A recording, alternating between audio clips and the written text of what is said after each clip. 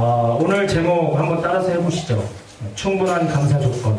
충분한 감사 조건. 네, 오늘의 제목은 충분한 감사 조건 이런 제목으로 여러분들과 함께 하나님의 말씀 나누겠습니다. 여러분, 우리가 살고 있는 이 현대 사회는 한마디로 좀 그렇게 표현이 되는 것 같아요. 만족함이 없는 시대다. 저는 그렇게 좀 생각됩니다. 절대적인 빈곤을 느끼고 사는 사람은 그렇게 많지 않은 것 같아요. 물론 아프리카에 절대적으로 빈곤하여서 고통 중에 있는 사람이 있지만 대부분 많은 사람은 상대적인 빈곤 때문에 그 가난과 또 궁핍을 느끼며 사는 시대가 저와 여러분들이 사는 시대입니다. 이런 거죠. 그러니까 끊임없이 나와 다른 사람을 비교하면서 끊임없이 비교합니다. 그러면서 내가 가지지 못한 것 때문에 마음이 상해하고 또 그것 때문에 자기 삶에 만족을 하지 못하고 실망하면서 사는 시대가 오늘의 시대인 것 같아요. 예를 들면 이런 것입니다. 어느 한 젊은 청춘 남녀가 열심히 연애를 하고 이제 100년 가약을 맺고 아름다운 가정을 꾸립니다. 그때는 뭐 둘이 방학한만 돼도 만족한다고 생각하고 결혼 생활을 시작합니다. 뭐 지금은 그렇지 않지만 전에 많은 분들이 그냥 월세방 하나 얻어주면은 그곳에서 신혼생활을 시작했어요. 처음에는 만족합니다. 뭐 밥그릇 2개, 숟가락 2개만 있어도 너무나 행복하게 생활을 하다가 어느 정도 시간이 지나고 나면 월세는 매달 돈을 내야 되잖아요. 마음속에 이런 생각이 들어요. 야, 지금 전세로 좀 이사를 가가지고 그 월세 내는 게 아까우니까 그 돈 좀 차곡차곡 모았으면 좋겠다는 생각을 가지고 부부가 열심히 노력을 해서 전세를 얻어갑니다. 한 달 정도는 또 만족해요. 야, 이제는 우리가 월세로 나가는 돈이 없으니까 너무나 편하고 행복하다라는 생각을 갖다가 가만 보니까 전세로 살면 여러분 불편한 게 뭔지 아십니까? 제가 전세거든요. 이사도 있지만 주인의 눈치를 봐야 됩니다. 못 하나 제대로 못 박아요. 그리고 주인도 좀 잘못 만나면 고쳐달라고 해도 잘 고쳐주지 않습니다. 그래서 또 마음에 불평이 생겨서 그 다음에 뭘 생각할까요? 야, 이제는 내 집 좀 갖고 싶다, 내 집 좀. 그래서 정말 부부가 허리띠를 쫄라매서 아주 자그마한 자기 집을 마련하고 나면은 이런 고백을 하죠. 야, 나는 이제 죽어도 여하냐. 나는 너무나 만족을 해. 여러분, 그 만족이 오래 갈까요? 조금 더 지나다 보면은 애들이 나오죠. 자녀가 생깁니다. 그러고 나면 이게 한 서너 명이 같이 살기가 좁은 것 같아요. 그러면서 한 몇 년 전에 만족했던 그 자기 집이 또 그런 시각을 가지고 딱 바라보면 불평과 불만족이 막 생긴다. 만족이 없어진다. 그럼 또 생각하죠. 야, 조금만 더 넓은 평수로 이사를 가면 내가 만족하겠다. 그래서 열심히 또 돈을 모아서 정말로 넓은 평수로, 넓은 평수만 몇 평 될까요? 아파트가 한 70평 정도, 화장실이 한 서너 개 있고, 제가 아는 분은 아파트 평수가 100평인데 밥 먹으라 그러면 전화를 해야 된대요. 엄마가 밥을 다 해놓으면 인터폰을 쳐가지고 전화를 하는데 밥 먹으러 모이라고. 너무 머니까. 여러분, 그렇게 하면 만족할 것 같아요. 그래서 또 그 큰 집에 살다 보면은 또 어느 정도 시간이 지나면 또 불만이 생겨요. 그럼 이렇게 얘기하죠. 야, 애들도 커가는데 이왕이면 좋은 동네 가서 살고 싶다. 그런 마음을 가져요. 그래서 또 열심히 허리띠를 졸라매서 정말 좋은 동네로 가서 살기 시작합니다. 그럼 그때 나가면요, 동네 사람들이 다 좋아 보여요. 멋있어 보이고, 나도 굉장히 신분이 상승된 것 같고 뭔가 굉장히 좋아 보이고 만족한 것 같지만 거기도 살다 보면 또 불만이 생깁니다. 그럼 또 이런 얘기를 하죠. 야, 나 그래도 재테크를 해야 되잖아. 집 하나로 만족 못하지. 우리 자녀들을 위해서, 내 노후를 위해서 한 집을 몇 개쯤 가졌으면 좋겠다라는 생각을 가지고 또 준비를 합니다. 여러분, 잘 보십시오. 그러나 인간의 욕심은 끝이 있을까요, 없을까요? 끝이 없습니다. 모르겠어요. 저는 아직 제 단계가 전세 단계이기 때문에 모르겠지만 인간의 욕심이라는 것은 끝이 없다는 거예요. 마치 블랙홀 같죠? 그 안에 채우고 채워도 인간이란 존재 자체는 만족함을 느끼지 못하는 거예요. 더더더라는 증후군에 시달리다가 시간이 지나면 삶이 행복해지지 않아요. 그리고 만족감 없는 삶을 살게 되는 것이 인생입니다. 여러분 잘 보십시오. 행복하지 않고 만족이 없으니까 입술에서 뭐도 없을까요? 감사가 없어요. 우리 세영 형제처럼 호박죽 하나에 감사하고 전철이 한 방에 빵 오는 것 때문에 감사하고 제수를 통해서 만난 하나님 때문에 감사하는 그런 이 아주 사소한 것들에 대한 감사가 사라진단 말이에요. 여러분 잘 보십시오.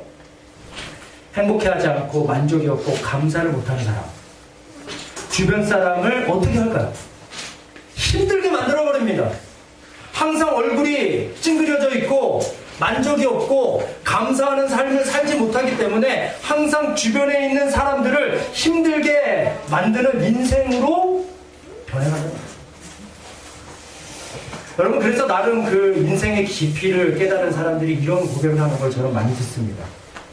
우리 인간이란 채울 때보다 오히려 내 안에 있는 것들을 하나씩 하나씩 비우고 버릴 때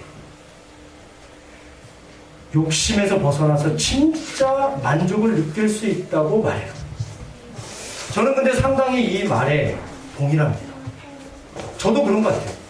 채우려고 할 때는 채울 수 없는 마음 때문에 속상해도 하고 억울해하고 불평도 생기지만 오히려 내가 있는 것을 비우고 작은 것이지만 내가 가진 것을 다른 사람에게 나누고 그 사랑을 흘릴 때 오히려 내 안에 참 자유함이 있고 참 만족이 있는 것을 느낍니다.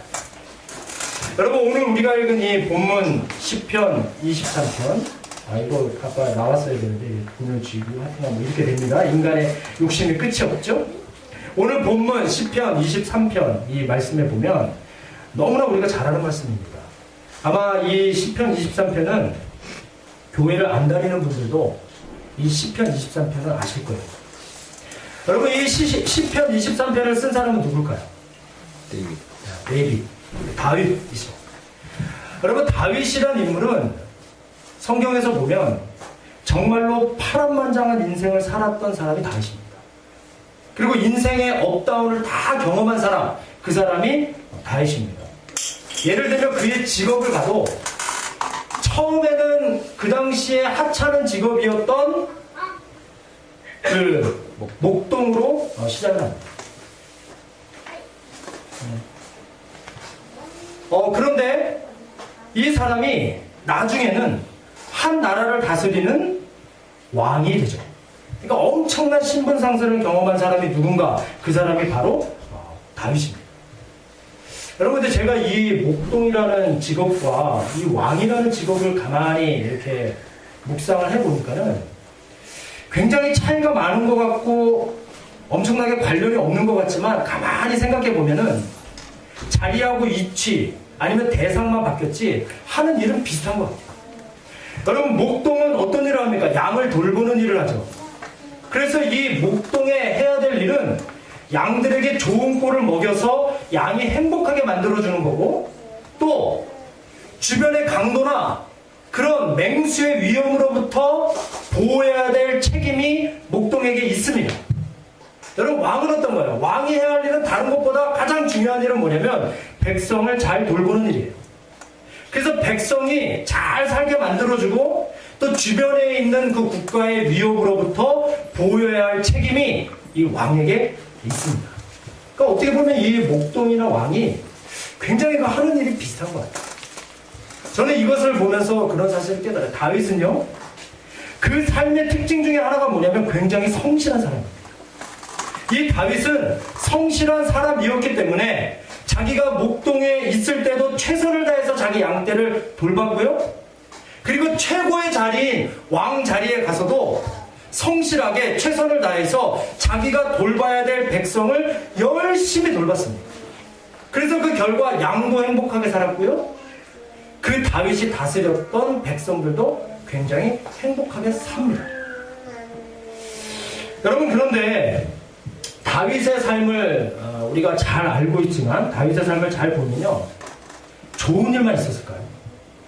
아, 이 사람은 목동에서 왕이 됐으니까 엄청난 성공을 했구나, 그럼 그 안에 형통한 삶만 있고 모든 삶이 좋았구나라고 생각하겠지만, 성경을 읽어보면 다윗은 좋은 일만 경험한 것이 아니고 이 삶에는 엄청나게 많은 어려움들을 경험을 합니다. 목동 때도 마찬가지였어요. 그리고 왕으로 기름 부음 받고 왕이 되기 전까지 10년이 넘는 세월 동안 엄청나게 어려움과 고난을 당합니다. 그리고 왕이 된 다음에도 고난이 그친 게 아니라 왕이 된 이후에도 계속해서 어려운 일들을 경험하게 됩니다. 이런 순간이 온 거죠. 야, 이제는 정말 내 삶의 끝이구나. 막다른 골목이다. 내 인생은 이 자리에서 끝나는구나. 더 이상 방법이 없다라고 생각할 때도 다윗의 삶에는 엄청 많이 있었습니다. 그런데 여러분, 중요한 것은 그런 어려움의 순간순간마다 기적같이 도우시는 하나님의 손길을 이 다윗이 경험해요.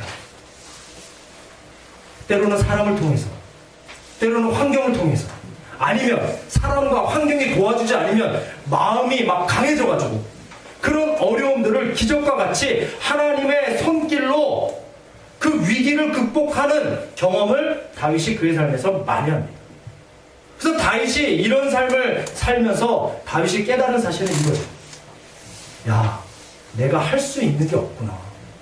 나는 내가 되게 잘난 줄 알고 내 힘으로 뭐든지 할 수 있는 것 같은데, 내가 어려운 시간을 만나니까 내 몸이 불편해지고 내 상황이 안 좋아지고 내 환경이 어려워지니까, 야, 내가 정말 할 수 있는 게 아무것도 없구나라는 사실을 다윗이 오랜 시간이 지난 후에 깨닫게 돼요.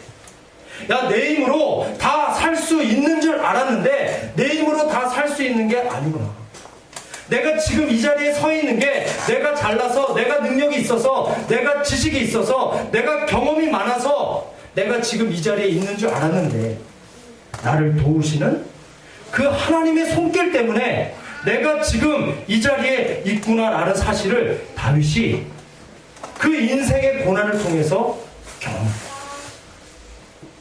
여러분, 그래서 다윗은 어느 자리에 가든지 어느 상황에 있든지 하나님이 내 삶의 주인이시고 함께 하신다는 것을 알게 됐습니다. 그 구체적인 다윗의 태도가 겸손했다는 거예요.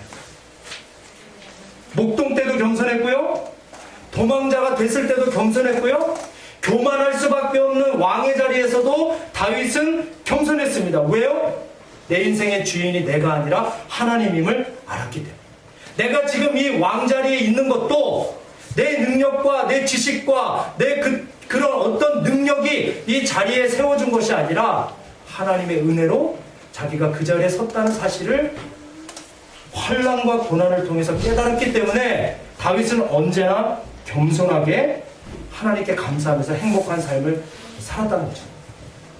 여러분, 우리가 오늘 방금 읽었던 이 시편 23편은 바로 다윗이 그 인생의 쓴 경험을, 인생의 쓴맛 단맛을 다 경험하면서 지은 시가 바로 우리가 읽은 이 시편 23편입니다. 그러니까 이 시편 23편은 한마디로 얘기하면 다윗의 인생 고백이라고 할 수 있어요. 다윗이라는 사람이 인생을 살면서 자기 인생을 정리한 시. 여러분, 이 땅에 가장 지혜로웠다고 하는 솔로몬이 자기의 인생을 정리하면서 지은 글이 전도서죠. 거기에서 모든 부귀를 누렸던 솔로몬이 한마디로 인생을 정리합니다. 모든 것이 헛되고 헛되다. 이 땅에 가장 의미 있고 우리 인간이 이 땅에 태어난 목적은 하나님 창조주를 기억하고 그를 경배하기 위해서 태어났다라는 사실을 솔로몬이 나중에 깨닫고 인생의 허무함을 쓴 글이 전도서입니다. 다윗이 여러 가지 환난 중에 어려움을 당하고 그 인생에 정말 파란만장한 업다운의 인생을 살아가면서 그의 인생을 정리하는 최후의 시가 바로 이 시편 23편 말씀입니다. 여러분, 다윗이 이 시편 23편을 시작하면서 처음에 뭐라고 고백을 하나요? 우리 같이 한번 읽어보실까요? 시작. 여호와는 나의 목자시다. 다윗이 자기의 인생을 정리하면서 자기의 인생, 자기 삶 가운데 역사하신 하나님을 한마디로 딱 정리합니다. 여호와는 나의 목자십니다. 여러분, 이 말은 다 바꿔 말하면 이렇게 얘기할 수 있죠. 하나님이 내 인생의 주인입니다. 여러분, 다윗은 자기 인생의 주인과 목자가 하나님이시다라고 시편 23편에 고백을 합니다. 여러분들은 당대에 가장 현명하다고 소문이 났고 가장 지혜로운 왕이라고 평가받는 다윗이 자기의 인생을 정리하면서 하나님은 내 삶의 목자라고 고백한 이 고백을 우리가 한번 깊이 생각해 봐야 돼요. 야, 그 사람이 자기의 인생을 살면서 왜 하나님을 그런 분이라고 고백했을까? 세상의 많은 것들도 누려보고 가장 현명한 사람이었고 당대의 모든 나라에 존경을 받았던 그 다윗이라는 인물이 하나님을 나의 목자라고 고백한 이 고백을 2000년이, 수천 년이 지난 우리가 이 글을 읽으면서 한번 좀 심각하게 이 본문을 생각을 해봐야 돼요. 그런데 여호와는 나의 목자라는 여러분, 이 말은 다른 말로 하면 이렇게 바꿀 수 있습니다. 우리 삶에서 가장 첫 자리에 하나님을 모셔야 함을 말하고 있는 겁니다. 우리 인생의 가장 중심, 가장 첫 자리에 내 지식이나 아니면 우리 자녀나 아니면 세상의 물질이나 세상의 그 어떤 것을 첫 자리에 놓는 것이 아니라 다윗이 여호와는 나의 목자십니다라는 고백은 바로 하나님을 우리 인생의 가장 첫 자리에 모셔야 함을 말하고 있는 거예요. 여러분, 이와 같이 하나님을 인정하면서 그리고 하나님을 나의 목자 곧 주인으로 모시고 사는 삶이 우리 인생의 출발점입니다. 그리고 그것이 바로 그리스도인의 정체성이에요. 여러분, 그리스도인은 누군가요? 주일에 교회 나오는 사람이요? 헌금을 드리는 사람이요? 아니면 날마다 집에서 성경을 읽는 사람이요? 성경에서 말하는 그리스도인의 정체성은 다른 거 없습니다. 내 인생의 주인을 하나님으로 모시고 내 인생의 목자를 하나님으로 섬기며 사는, 하나님을 날마다 의지하면서 사는 것이 바로 그리스도인의 정체성입니다. 여러분, 잘 보십시오. 우리의 인생이요, 저도 그런 것 같아요. 만약에 내가 주인이 돼요. 천상천하 유아독존, 세상의 중심은 나. 내가 주인이 돼서 삽니다. 내가 목자가 돼서 살아요. 그럼 여러분, 우리 안에 어떤 감정이 생기는지 아십니까? 내가 주인이 되고 내가 목자가 돼서 내 삶을 이끌어가면 우리 안에 두 가지 감정이 들어와요. 하나는 뭐냐면 불안이라는 감정이 들어요. 또 하나는 두려움이라는 감정이 들어요. 왜 그렇습니까? 나라는 존재가 완벽하지 않기 때문에. 그런 눈으로 쳐다보시는 거 보니까 여러분들은 좀 완벽하신 겁니다. 저는 제가 제 삶에 목자가 돼서 살려고 할 때 제 마음이 불안합니다. 왜냐하면 우리 인간이라는 존재는 완벽하지 않고 연약하기 때문에 우리 안에 불안과 두려움이 들어와요. 그런데 여러분, 이 감정이 있음에도 불구하고 계속해서 내가 고집을 부리면서 내가 내 인생의 주인이 되고 목자가 돼서 살려고 하면은 결국에는 행복하지 않게 돼요. 항상 긴장해야 되잖아요. 내가 모든 일을 처리하고 알 수 없는 미래까지도 내가 결정을 해야 되고, 그렇게 살다 보면 나도 모르게 내 몸에 긴장하게 돼서 몸에 힘이 잔뜩 들어가게 됩니다. 그리고 결국에는 감사가 사라져요.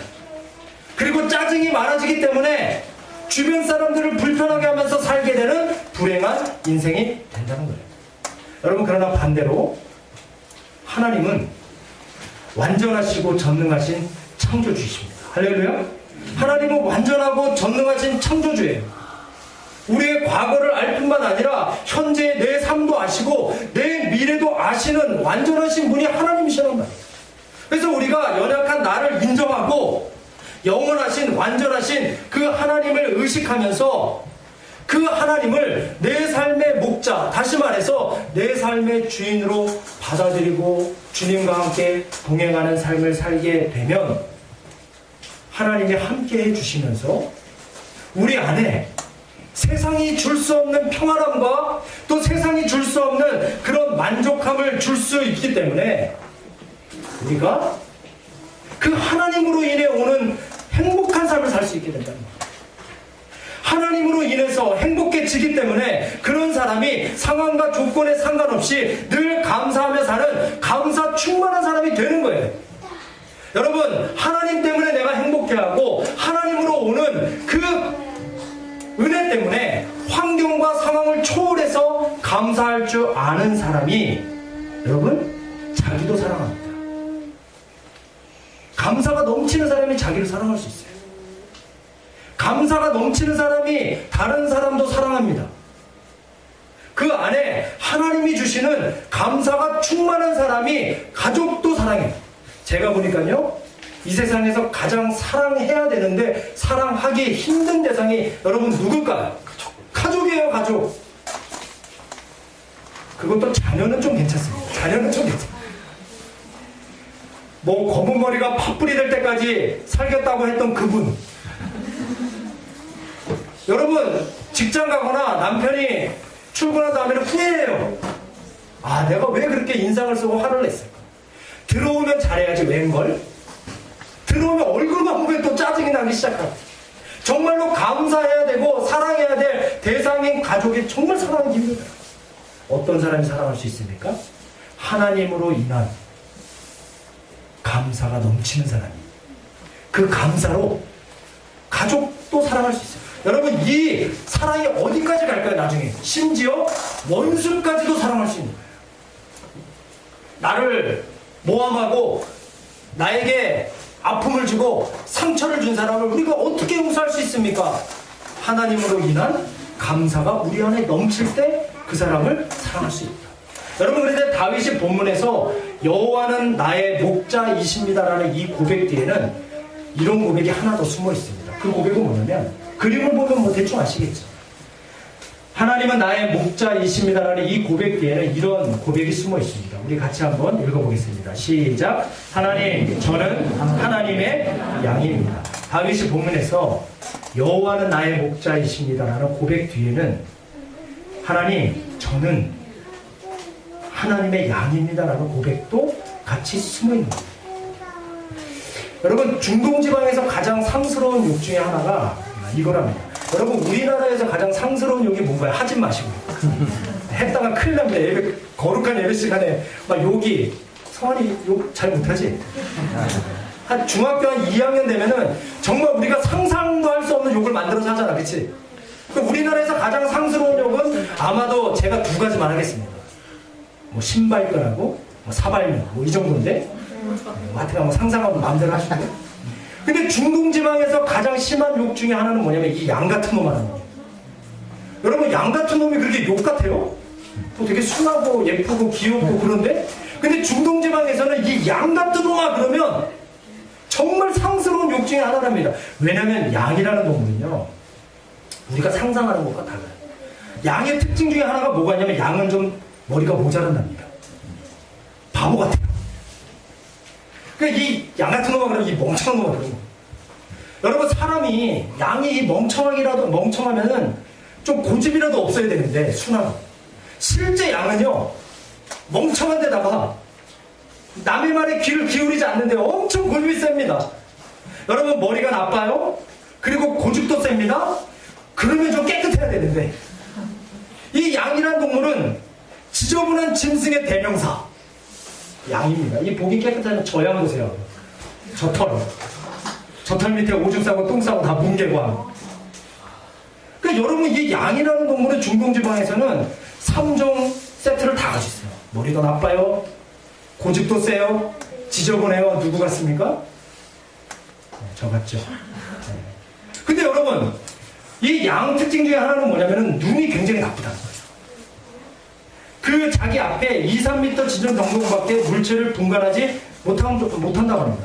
여러분, 눈이 나쁘니까는 어떤 현상이 많이 일어날까요? 길을 잘 잊어버리겠죠. 그래서 이 양은 2, 3m 앞밖에 못 보기 때문에 평생을 더러운 것만 보고 살아야 돼요. 왜냐면 자기 바로 앞에 가는 양의 뭐만 보고 다닐까요? 엉덩이만. 그거 놓치면 길을 잊어버리는 거예요. 여러분, 머리도 나쁩니다. 고집도 세요. 지저분한 짐승이에요. 눈도 나빠요. 그러면 힘이라도 세가지고 적이 나타나면 그 힘센 몸으로 그 적을 쳐 부셔야 되는데, 여러분, 이 양이라는 동물은 이빨이 튼튼하지 않대요. 또 염소처럼 날카로운 뿔을 가지고 있어가지고 받으면 되는데, 이 양은 그 날카로운 뿔도 가지고 있지 않습니다. 여러분, 이빨도 날카롭지 않고 뿔도 없으면 다리라도 빨라가지고, 그렇잖아요. 맹수가 나타나면은 열심히 도망가면 좋은데, 여러분, 양 보세요. 잘 달리게 생겼나요? 양은 다리가 짧고, 그래서 이 양은 다리도 빠르지 않습니다.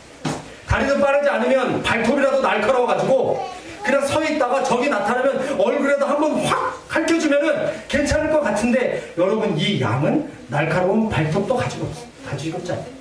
그렇다면 한 가지, 카멜레온처럼, 그쵸? 적이 나타나면 나무 옆에 싹 서 있으면 나무색으로 싹 변하고, 풀 옆에 가 있으면 풀색으로 싹 변하면 좋을 텐데, 이 양은 카멜레온처럼 자신 변신할 수 있는 능력도 없어가지고 적의 능력에, 공격에 속수무책으로 당할 수밖에 없는 동물이 바로 이 양이라는 동물입니다. 여러분, 그래서 이 양은 절대적으로 혼자서는 살아갈 수 없는 동물이 양이에요. 누군가의 도움을 절대적으로 필요로 하는 존재가 양이고, 보호와 돌봄이 항상 필요한 연약한 동물이 바로 양입니다. 그래서 여러분, 성경에 우리를 양이라고 비유한 것에는 많은 의미가 내포되어 있습니다. 여러분, 옆 사람 얼굴 보시면서 한번 이렇게 고백해 보시죠. 양 같으시네요. 전에는 만약에 이런 의미를 모르고 우리가 하면 양 같으면 되게 순진하고 선하고 착하시네요, 이 뜻인데, 중동에서는 여러분 절대로 이런 말 하지 마십시오. 양 같다는 얘기는 무식하고 멍청하고 고집 세고 지저분하고 힘도 없고 눈도 나쁘고 길도 잘 잃어버리는 그런 멍청한 존재라는 말입니다. 여러분, 다윗이 하나님 앞에 자신의 존재가 양같이 연약한 존재임을 삶을 통해서 깨닫습니다. 그래서 이 다윗이 여호와는 나의 목자시다라는 이 고백 속에는 양과 같이 연약할 수밖에 없는 자신의 처지도 말하고 있는 거예요. 그리고 그 연약한 자신의 삶을 완벽하게 보호하시고 인도하시는 하나님의 존재도 완벽하게 한 번에 담아낸 고백이 바로 여호와는 나의 목자시라는 고백입니다. 여러분, 그리스도인은 원래 전심으로 하나님을 의지하도록 살도록 부름받은 존재들입니다. 여러분, 그러나 우리가 이런 사실을 머릿속으로 알고 있기는 하지만, 내가 양 같아서 내 앞길을 알 수 없고 적의 공격에 무참히 당할 수밖에 없는 그런 연약한 존재임을 머리로 알면서도 막상 세상을 살아갈 때는 그리스도인들이 세상과 자기를 의지하면서 계속 살아가면 우리 안에 불안과 두려움이 와요. 우리가 계속해서 불안과 두려움 속에 사는 그리스도인들을 보고 지금도 하나님은 마음 아파하신다는 거예요. 여러분, 제가 부끄러운 고백이지만 한 가지 저도 간증을 하나 하겠습니다. 오늘은 추수감사주일이니까요.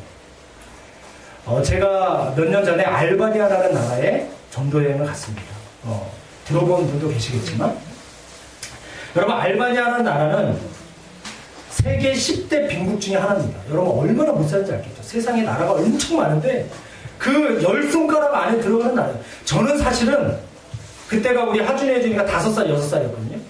그리고 저희 팀 중에 가족은 저희밖에 없었어요. 나머지는 다 싱글.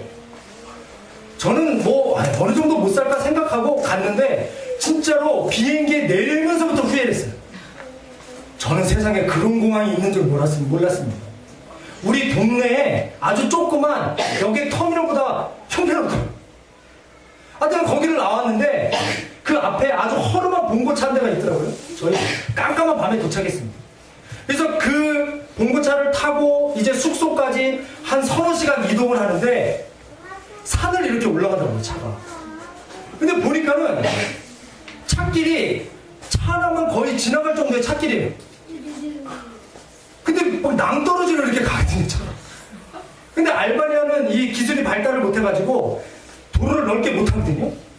그래서 반대쪽에서 차가 오면 낭떠러지 옆으로 딱 붙어요. 애들은 좋다고 자고 있고, 저는 이제 아빠니까 너무나 너무나 막 그 두려운 거야. 이게 낭떠러지 떨어지지 않을까. 차가 막 밑에 있거든.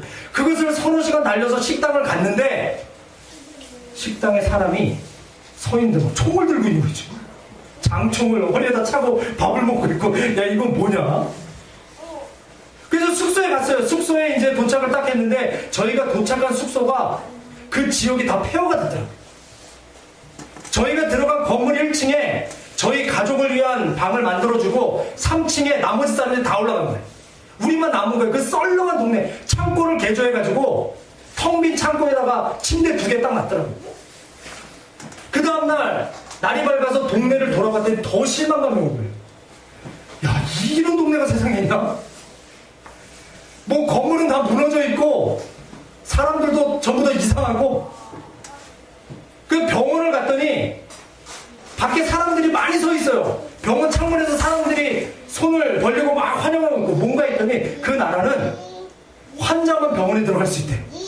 보호자는 밖에서 이제 막 그 문안하는 거예요. 그리고 외국 사람이 아플 경우에는 그 가격을 상상도 할 수 없을 만큼 매긴답니다. 그 제 안에 그날 막 두려움이 왔어요. 불안해지고. 그러면서 제 평생에 그 두려움과 불안을 못 이겨서 막 울었어요. 나이가 30이 넘어가지고 눈물을 막 흘리면서 이걸 어떻게 할 수 없어. 왜냐면 제가 후회한 거예요.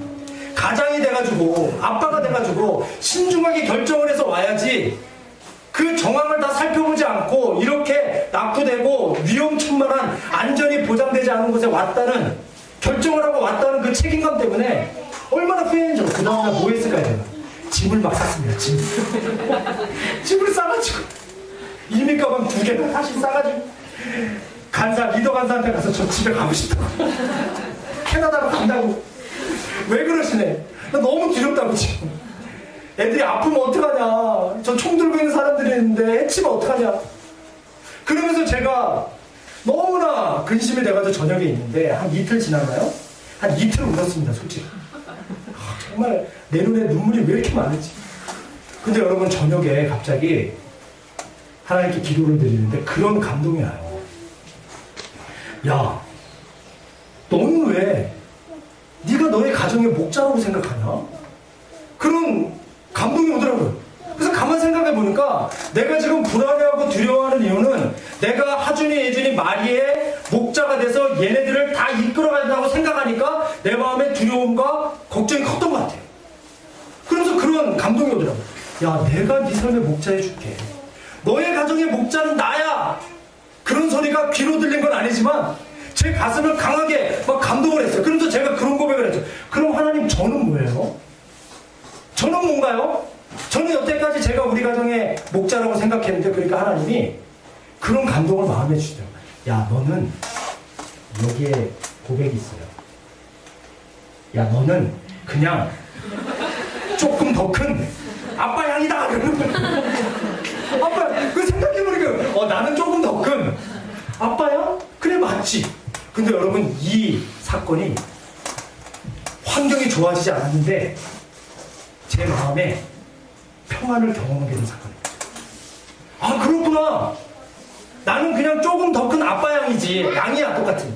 그러니까 하나님이 우리 삶에, 우리 가족의 주인 돼 주시고 목자를 주실 거야라는 감동이 오고 확신이 들었을 때 제 마음에 알 수 없는 평안이 왔고, 그 다음부터요 정말 전도 여행을 잘했습니다. 순간순간 어려움도 있었지. 여러분, 마찬가지로 오늘 본문 말씀에 보면은 다윗이 여호와는 나의 목자이십니다라는 고백을 하고 그 다음에 이런 고백을 합니다. 여러분, 이 아이가 굉장히 평안해 보이죠? 굉장히 만족스러워 보입니다. 그 다음에 이런 얘기를 합니다. 우리 같이 한번 읽어볼까요? 시작. 내게 부족함이 없으리라. 하나님이 내 목자시기 때문에 저는 부족함이 없이 만족하고 행복합니다.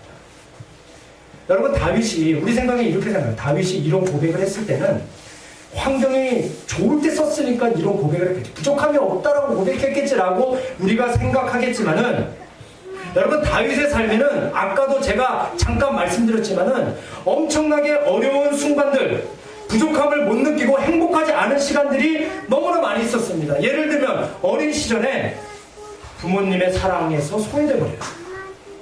또 자라면서는 형제들도 그 다윗을 잘 대해주지 않습니다. 결혼했어요? 자기 아내 미갈도 그 남편 다윗을 존중해주지 않습니다.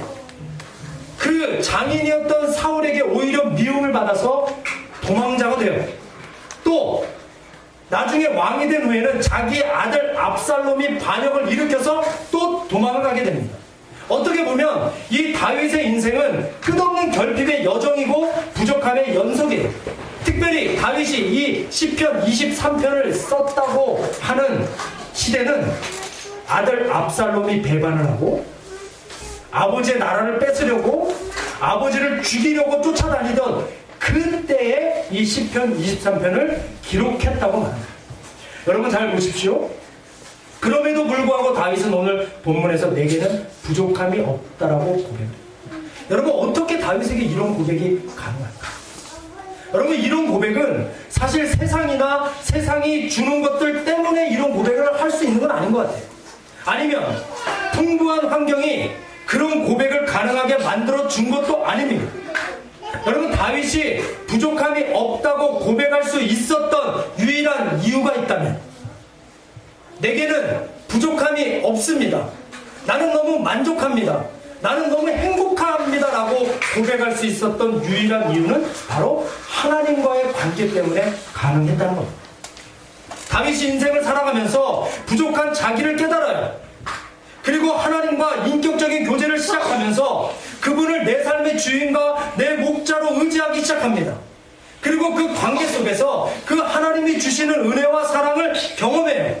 그리고 하나님과 친밀한 관계 속에서 오는 행복과 감사 때문에 환경을 초월해서 만족해하면서 감사하는 삶을 살 수 있었다는 거예요. 바로 하나님이 함께 하신다는 이 사실 하나로 충분한 감사의 조건이 충족이 됐다는 거예요. 그런데 여러분 중요한 것은 하나님 한 분만으로 만족하며 살았던 다윗을 하나님은 사랑하십니다. 그리고 그에게 더 큰 은혜를 주셔요. 그래서 이 땅에 많은 사람들에게 큰 영향력을 미치며 사는 훌륭한 인생이 되게 해 주셨다는 겁니다. 여러분 그래서 우리가 인생에 만족한 삶을 살면 반드시 힘써야 될 것이 있습니다. 그것은 뭐냐면 하나는 하나님이 어떤 분이신지 아는데 힘써야 됩니다. 내 평생을 살면서 내 삶이 행복하고 만족한 삶을 살기 원한다면 우리가 힘써야 될 일 하나가 뭐냐면 하나님을 아는 일에 힘써야 된다는 거예요. 내가 예배를 통하건 기도를 통하건 말씀을 통해서건 하나님이 어떤 분이신지 아는데 힘써야 합니다. 그리고 내가 알게 된 그 하나님을 힘써 믿어야 돼요. 아는 만큼 믿을 때 만족이 옵니다. 그리고 여러분 내가 알고 내가 믿게 된 하나님을 내 삶에 경험해요. 인격적으로 그분과 경험하면서 내가 알게 되고 또 내가 믿게 된 그 하나님을 실제로 내 삶에 인격적으로 교제하면서 그분이 주시는 평안을 누리고 살 때 우리 안에 참 만족과 감사가 넘치게 된다는 것입니다. 여러분 결론의 말씀을 드립니다. 오늘은 우리가 한 해를 헤아려 보면서 감사를 하나님께 드리는 시간입니다. 저는 그랬으면 좋겠어요. 우리가 하나님이 내 1년 동안의 삶 가운데 이런 일을 주셔서 감사합니다. 이런 고백도 좋지만 하나님 자체로 감사합니다. 하나님이 나의 목자 되어주셔서 감사합니다. 연약하고 부족한 내 삶에 양과 같이 앞뒤를 알지 못하고 정말 미련하고 연약한 제 삶에 함께해 주시고 주인이 되어주셔서 감사해 주십니다. 감사합니다. 내 삶의 목자 되어주셔서 순간순간 어려운 순간이 있었지만 그 모든 위기를 하나님의 은혜로 잘 이기게 해주시고 오늘도 변함없이 저와 함께 해주셔서 감사합니다.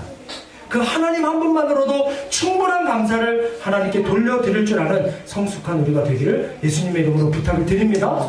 우리가 만약에 그런 고백을 주님께 드릴 수 있다면 제가 확신하는 건 그런 사람을 하나님이 주목하시고 그 사람에게 은혜와 능력과 사랑, 보너스를 잔뜩 부어주셔서 그 사람이 이 세상을 사는 동안에 많은 사람들에게 영향력을 드러내고 하나님의 사랑을 흘려보내며 사는 사람으로 만들어 주실 줄로 믿습니다. 우리 다 같이 한번 눈 감아보실까요? 오늘 우리도 이 다윗과 같이 여호와는 나의 목자시기 때문에 아무런 부족함이 없습니다라고 우리가 또 고백을 했으면 좋겠는데요.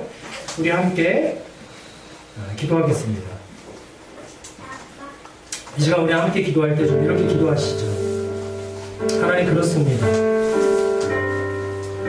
하나님, 부족한 내 삶에 하나님이 함께 해주시고 목자재 주셔서 감사합니다. 하나님, 내 평생 사는 동안 하나님만으로 만족하게 하여 주시옵소서. 하나님이 주시는 평안, 하나님이 주시는 그 행복, 그 능력을 경험함을 통해 내 삶이 늘 감사로, 그 감사함이 넘쳐서 주변의 많은 사람들을 그 사랑으로 사랑하며 사는 사람 되게 달라고 우리 하나님께 감사 또 결단의 기도 드리겠습니다. 다 같이 기도합니다. 사랑의 아버지 하나님, 주님의 은혜를 감사합니다.